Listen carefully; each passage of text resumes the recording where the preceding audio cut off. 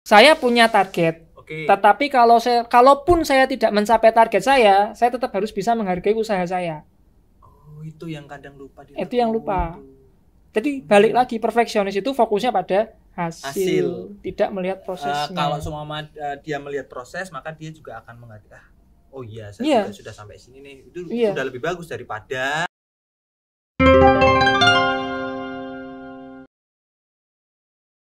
gitu. Enak. Gitu. Berarti memang minder itu memang juga harus di manage ya. Artinya itu pun nanti ketika minder yang terlalu tinggi, frustasi yang terlalu tinggi, itu pun sebenarnya berakhir pada frustasi, berakhir pada stres. Makanya paling tidak kita harusnya mulai memanage stres pun juga harus dikelola. Karena jika tidak maka it can be destroy us gitu kan. Ada konsep namanya tuh helplessness. Tidak berdaya, putus asa. Kalau udah putus asa itu udah berakhir segalanya, Bos. Sejelek-jeleknya kamu, kalau kamu belum putus asa itu masih mending dibandingkan sebenarnya kamu bagus tapi udah putus asa. Gitu loh. Namanya helplessness. Kenapa orang bisa helplessness? Karena gini. Ketika dia menilai dirinya rendah. Orang itu kan gini ya. Kita itu akan fokus pada apa yang sedang kita pikirkan. Pikiran kita tuh kayak gitu. Manut sama apa yang sedang kita pikirkan. Kalau misalnya kita merasa diri kita rendah, diri kita jelek, maka kita akan fokus pada omongan-omongan negatif orang dan cenderung lebih mengingatnya dibandingkan dengan omongan positif orang lain. Jadi gini, saya merasa saya tuh bodoh. Contoh ya, saya merasa saya bodoh. Terus Anda datang ke saya, kamu tuh gimana sih? Nggak bisa. Oh iya toh, bener saya bodoh. Itu yang masuk. Mas Helmi datang, wah kamu hebat ya bisa dapat nilai segitu. Saya akan merasa bahwa itu kebetulan. Oh ya, forget the bad thing. Artinya kita juga nggak mungkin toh mempersilahkan ular masuk ke rumah kita. Paling tidak kan seperti itu. Artinya ketika ada orang lain pun yang menyampaikan kita jelek, ya tinggal kitanya aja bagaimana. Ya itu sudut pandang. Sama kayak namanya self-fulfilling prophecy. Ramalan. Pernah dong baca ramalan gitu ya. Pada hari ini kamu akan menemui orang yang spesial dalam hidup kamu. Misalnya kita itu kan udah sugesti priming di awal bahwa hari ini kamu tuh bakal ketemu sama orang yang spesial. Yang kita lakukan setelah baca itu apa? Oh iya sih. Mencari. Iya bener sih. Mencari. Yang tadinya nggak kepikiran kita nggak nyari, nggak usah ribet nyari, kita jadi mikir. Ada orang baru. Apa ini yang dimaksud spesial? Apa ini yang dimaksud spesial? Karena kita sudah menganggap itu di awal. Jangan-jangan bisa jadi spesial juga. Ini namanya self-fulfilling prophecy. Ramalan yang menjadi kenyataan dengan sendirinya karena kita kebawa. Wah gila. Berarti memang sebenarnya mungkin memang harusnya kembali lagi ke kita. Ke kita sendiri ya. Jadi kontrol itu ada di dalam diri kita. Iya, benar. Self control. Oke. I see. Berarti memang kembali lagi forget the bad thing. Artinya kita juga tidak bisa mempersilahkan masuk ular untuk masuk ke dalam rumah kita, karena ular itu juga bisa membahayakan diri kita sendiri dan orang-orang yang lain di situ kan. Ya kalau udah tahu itu jelek, ya jangan dimasukkan hati kan gitu kan. Jangan malah diinget-inget terus. Oke. Ketika ada kucing bagus, kucing mahal gitu, mau masuk rumah malah ditutup pintunya. Oh enggak bisa, rumah saya ini enggak cocok untuk kucing seperti itu. Gitu. Ya. Oke. Gitu. Wah, ini diskusinya oke banget loh. Sangat kadang ada yang relate. Wah, ini saya banget nih gitu kan. Iya. Makanya buat teman-teman yang mungkin yang nanti menonton ini gitu kan, ketika ngerasa minder bahwa saya kok seperti ini gitu kan. Saya teringat nih ketika ngobrol ini, saya teringat pernah baca bukunya Bang Kurniawan Gunadi, entah yang Lautan Langit atau Hujan Matahari. Yang jelas itu katakannya gini Pak Haji, tujuan diciptakannya manusia itu sebenarnya ada loh hal-hal besar yang dilakukan oleh tangan kecil kita gitu. Artinya bukan segalanya itu sudah selesai ketika kamu gagal gitu. Artinya masih ada hal yang besar gitu kan. Ketika itu ditanamkan, mungkin itu bisa menjadi sebuah dorongan atau motivasi diri gitu. Ketika orang lain tidak pernah memberikan kita motivasi, siapa lagi kalau yang mau memberi motivasi? Ya kan? Artinya wah saya harus gini nih. Oke, saya harus kayak gini gitu kan ya. Iya ya. Jadi ingat buku-buku itu dan memang dulu waktu saya kuliah memang juga saya seringnya baca itu buku-buku yang kata-katanya indah gitu daripada kita itu juga sudah menjadi pemenang. Oh iya, Kita adalah pemenang yang tangguh, bro. kita adalah perenang yang tangguh, bro. Gila, Kita ya. tidak selalu kalah. Kita bro. tidak selalu kalah. Oke, selalu kita adalah pemenang. Kita pernah menang setidaknya satu kali. Oke. Karena kita Iya, iya. menang yang tangguh. Kalau konsepnya itu kan tidak ada kata gagal ya. Cuman Tidak. ada dua kemungkinan, sukses atau belajar. Sukses atau belajar kalau berhasil berarti itu yang dinamakan Itu sukses. resep anti gagal itu ya di situ. Sukses. Resep anti gagal adalah dengan mempercayai bahwa hanya ada dua kemungkinan, yaitu sukses atau belajar. Gagalnya di mana? Gak ada. Ya, anti gagal tuh. Enak ya. Tugasnya cuma kayak gitu doang kayak psikolog tuh. Malah Anda enak ya. Malah Anda enak. Bayarnya nggak enak, Pak. Oke. Dulu kuliah gini-gini juga. Dulu enggak, Pak. Ini ilmu kehidupan, Pak. Lebih banyak di luar kuliah daripada di kuliahnya. Lebih banyak prakteknya gitu Iya. kan, melihat orang-orang gitu. Iya. Tapi memang mohon maaf nih, Pak Aji itu memang seneng ngelihat orang-orang. Maksudnya, oh saya tuh suka lu ngelihat orang-orang gitu. Atau enggak atau justru sebenarnya saya introvert gitu. Melihat siapa maksudnya? Nah, maksudnya gini loh. Iya, kayak Menerawang, kayak dukun. bukan juga. Oh, apa jangan-jangan kalau udah saya sudah mendapatkan ilmu psikologi nih, tiba-tiba itu jadi tidak bisa beraturan gitu. Wah, ternyata itu. Dia pasti ini nih. Kayak gitu apa enggak? Enggak lah. Enggak juga Enggak, ya. Tetap enggak. harus melewati. Ya itu malah mindsetnya orang-orang di luar psikologi ya. Kalau ketemu orang psikologi nanti saya dibaca gitu kan. Udah ada tulisannya dibaca, tapi emosinya enggak bisa. Tapi dari tampilan, cara tapi pasti bisa kan. Maksudnya sedikit gitu. Ya, kita bisa memprediksi. Memprediksi itu berbeda dengan ramalan. Oke. Kalau prediksi itu berarti sudah ada data atau evidence atau dasar kita Ya, bukti berargumentasi itu untuk ngomong. berargumentasi. Ya. Misalnya, wah nanti hujan nih, kok bisa? Mendungnya tuh Mendung, kelihatan, ya. nah itu prediksi. Dari sebelah selatan udah mendung gitu kan. Nah, kayak gitu. Oke. Bagus sih. Cuman yang perlu kita pahami bersama itu adalah bahwa manusia itu bisa berubah. Tadi kan udah tak sampaikan di awal. Karena situasi kondisi, Kuncinya itu adaptasi. adaptasi. Jadi kita bisa benci perilakunya tapi jangan benci orangnya kan gitu kan. Harusnya gitu. Oke. Karena dan kita tidak melabel seseorang, misal ketika kecil ya, ada siswa di label, oh, kamu tuh nakal. Ya saat itu dia nakal, oke. Besoknya belum tentu. Lusa belum tentu. Bisa aja lebih nakal. Bisa aja. Tapi bisa aja enggak gitu Iya, kan. iya sih, Bisa iya aja sih. tobat. Kita juga tahu orang-orang tokoh agama yang dulunya mungkin sempat berlawanan arah dengan jalan agamanya kan gitu. Oh iya benar. Itu orang itu bisa berubah. Jadi kita tidak memegang satu premis bahwa kamu tak baca kayak gini berarti selamanya kamu bakal begini. Belum tentu. Bahkan hati-hati ketika kita mengkomentari orang lain. Ini yang agak susah sih sebenarnya karena menurut saya kalau wahai kau ketidaktahuan, jika kamu berteman dengan mudah menjudge orang, itu adalah hubungan pertemanan yang penuh kemaksiatan gitu. Oh iya, Ya kan? jelas. Ini yang susah loh, itu loh yang berhenti bukan berhenti tapi memanage untuk tidak mengomentari sesuatu itu kan susah loh. Tapi susah tapi bisa artinya bisa dibiasakan kan atau gimana? Kita tuh nggak pernah tahu ya ketika orang mendengar omongan kita, respon dia tuh seperti apa. Kita nggak pernah tahu Ketika orang mendengar omongan kita, respon dia tuh seperti apa. Gila. Kita ngomong guyon, ya kan? Iya. Oh gitu aja nggak bisa, guyon. Tapi Yang nerima, aku pancen goblok.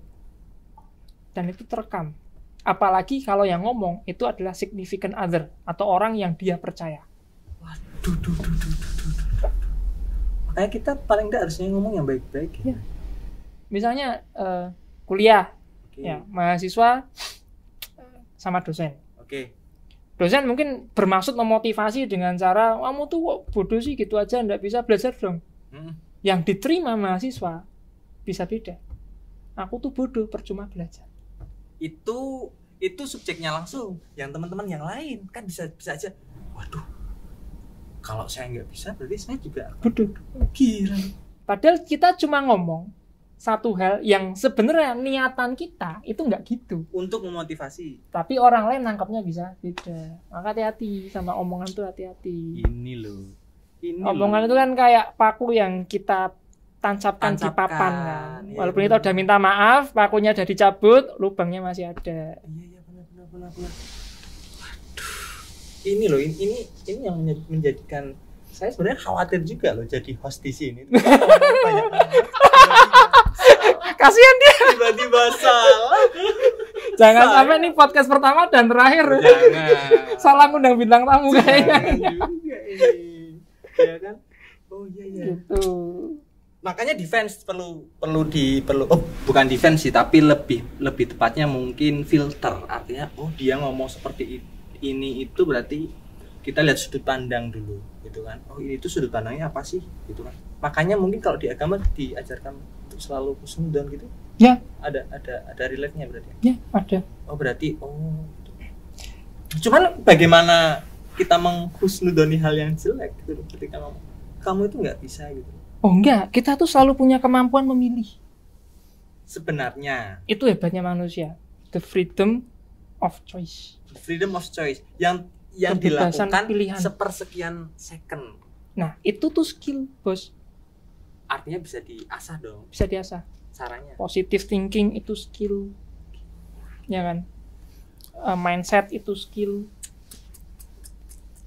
Terus prinsip hidup itu juga skill yang kita asah, yang kita afirmasikan ya, kita yakinkan ke diri sendiri tentang tujuanmu urip ki apa. Berarti paling tidak nih kalau seumpama saya baru dengar ini nih.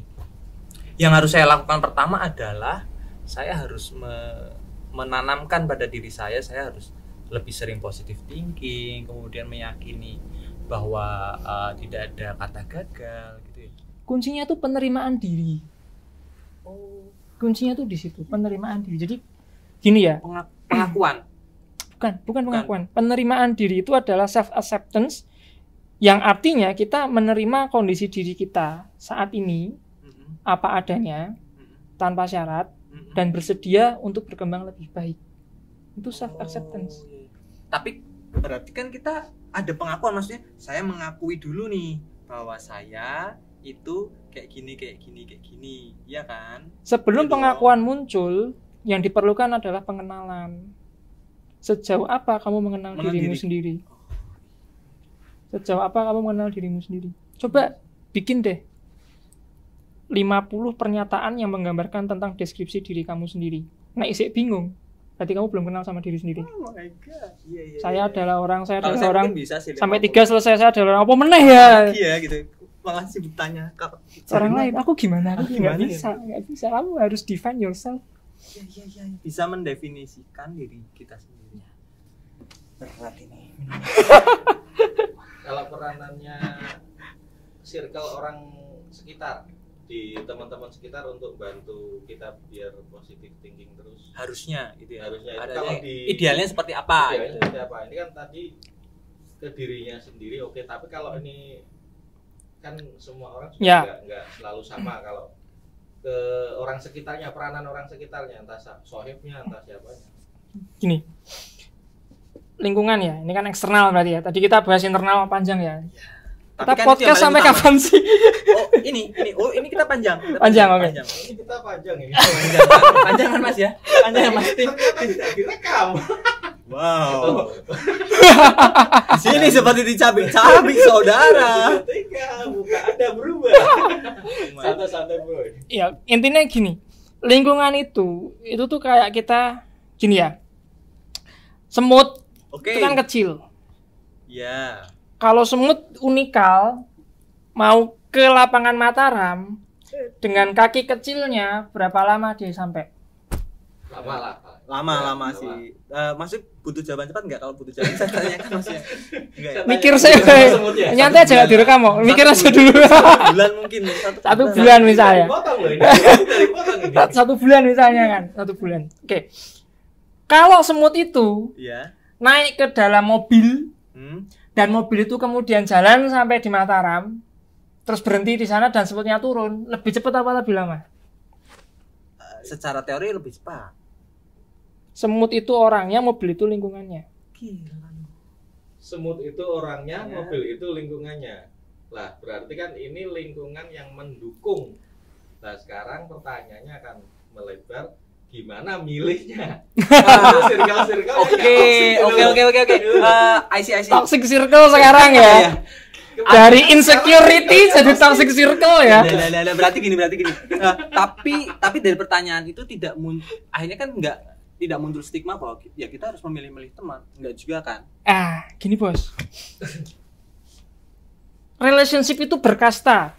Relationship itu berkasta. Oke. Kasta pertama kenalan. Oke sih. Kasta kedua teman. Oke. Kasta ketiga sahabat. Mm-mm. Kasta keempat teman hidup. Oh iya.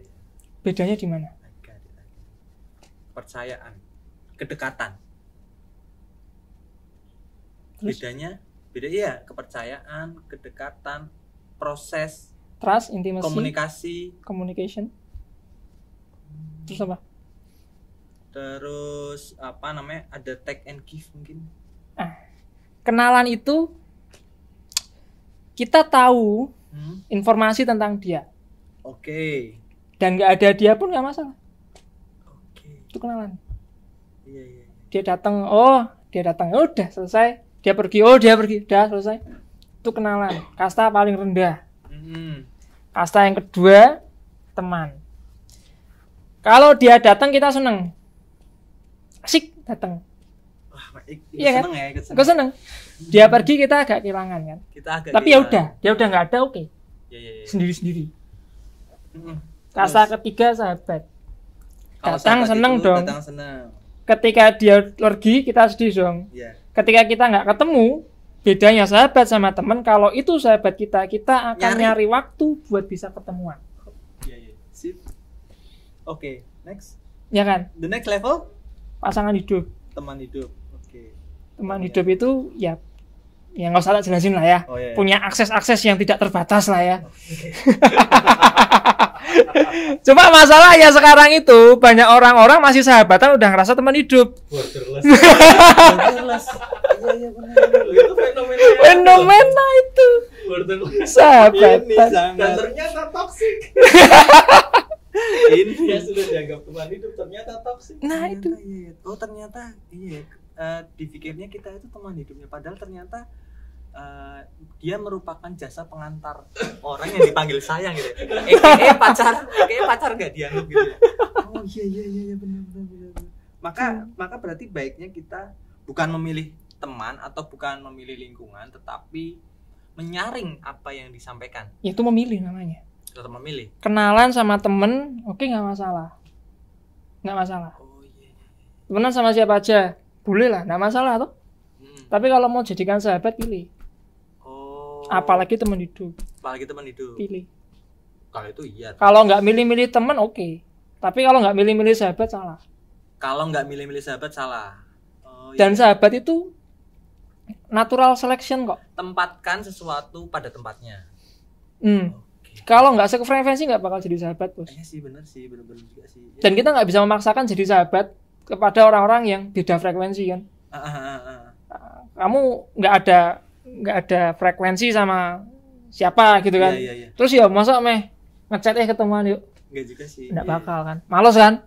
Nggak segitunya toh. Tapi yang nggak satu frekuensi pun dia berhak atau dia punya kesempatan untuk memberikan input ke kita kan. Nggak Maksudnya dia menilai gitu kan. Tapi berarti kembali lagi tuh. Level trust-nya kan tadi. Oh iya. Level trust-nya, kepercayaannya ya berarti. Sepercaya apa kita dengan omongan orang lain tentang diri kita. Kan gitu. Beda cerita ketika kalau yang tahu diri saya adalah saya sendiri. Oh, iya. Gitu kan. Misalnya ada kenalan baru kenal, terus kenalan tuh bilang, wah kamu tuh orangnya humoris ya, gitu kan. Iya. Dibandingkan sama ibumu yang ngomong, kamu tuh serius banget sih ya. Humormu itu topengmu ketika ketemu orang baru. Karena secara evolusional untuk bertahan hidup manusia butuh penerimaan, dan supaya bisa diterima maka mereka akan faking good. faking good. kelihatan bagus. Kelihatan bagus, Makanya kelihatan nek baik, mung- kelihatan kaya. Wong pacaran ketemu rong jam ya apik terus. Karena ya karena nggak tahu yang sebenarnya ya. Karena urung kesel nganggo topeng. Iya benar. Tapi kan suatu saat nanti kan ada waktu ketika topengnya dilepaskan. Ya, makanya kan ketahuan sahabat yang benar-benar hebat atau sahabat yang benar-benar cocok itu ketika melakukan perjalanan safar jerah dalam waktu yang lama bareng. Tapi aja diprakteknya bareng yuk bareng yuk seminggu. Itu. Oke. Good discussion. Thanks God. Terima kasih Tuhan, hari ini so awesome ya, so awesome. Saya bisa ketemu sama Pak Aji ya, the one and only ya kan. Sebelum kita tutup nih, mungkin ada yang mau dijadikan kesimpulan atau pesan buat teman-teman penonton, saudara-saudara kita setanah dan seair. Makhluk apa bos setanah Kesatuan Republik Indonesia. Ya kan, barangkali ada yang bisa tentang apa? Tema kita apa sih? Insecurity. Tadi sampai toxic relationship. Iya, enggak apa-apa sih. Yang penting ada insecure-nya. Ya jangan insecure lah. Sangat super sekali. Ya Nggak kan? perlu insecure lah. Oke. Yuk, gini. Kita hidup itu pasti punya purpose. Nggak mungkin yang namanya sang pangeran itu ngasih hidup itu tanpa tujuan dan sia-sia, karena nggak ada ciptaan yang sia-sia. Ya kan? Fine. Artinya kehidupan kita ini pasti punya tujuan, pasti punya makna yang berguna. Ini kayak jaringan gitu loh, Om. Satu sama lain saling terkoneksi. Ya, maka yang harus kita lakukan adalah kita tahu apa fungsi kita. Kita punya prinsip terkait dengan tujuan dan fungsi kita itu. Pegang terus prinsipnya dan pasti kita tidak akan mampu bisa menyenangkan semua orang. So it's okay. Nggak masalah. Kalau kita di sisi yang baik, pasti orang jahat nggak suka. Kalau kita di sisi jahat, orang baik pasti nggak suka. Iya kan? Jadi nggak perlu kita terlalu memperhatikan omongan-omongan orang lain. Selama kita tahu dengan tujuan kita sendiri, kita yakin dengan fungsi kita di kehidupan kita, maka kita jalani itu yakin dan percaya sampai bisa. Super sekali. Gitu. Kayak Mario teduh. Teduh ya. Terima kasih loh Pak Aji, ini obrolan ini kita sangat saya semakin bergairah loh ini dalam menjalani kehidupan setelah mendengar ini. Dan semoga juga dialami juga oleh teman-teman apa yang sudah mendengarkan podcast ini ya, obrolan santai ini. Kita doakan aja bahwa kita selalu bersemangat untuk bikin lagi dan kita sih mencoba konsistensi kita akan upload di setiap hari Sabtu malam pukul 7 gitu kan. Sabtu malam pukul 7 dengerin podcastnya Mas Fatah gitu kan. Sama siapa lagi nanti? Nanti akan banyak lagi teman-teman yang akan kita undang. Kalau buat teman-teman yang mungkin mendengarkan, saudara kita setanah dan seair, Bumi Nusantara, Negara Kesatuan Republik Indonesia, kalau ada yang pengen, Mas Fatah silahkan panggil dong ini dengan tema ini, silahkan sampaikan aja di kolom komentar gitu kan. Saya mau komen. Habis ini. Enggak, uploadnya nanti lah. Uploadnya kan nanti. Ini direkam nggak? Ini direkam. Mau komen apa? Kira nggak direkam? Direkam. Kira masih latihan. Gila lu, udah direkam. Kira masih latihan. Enggak. Oke, mungkin itu aja. Kita nanti sampai ketemu lagi di hari Sabtu minggu depan, ya kan? Jam 7 malam. Nantikan aja lah siapa lagi yang akan kita panggil, nantikan aja di situ. So, salam transformatif kreatif.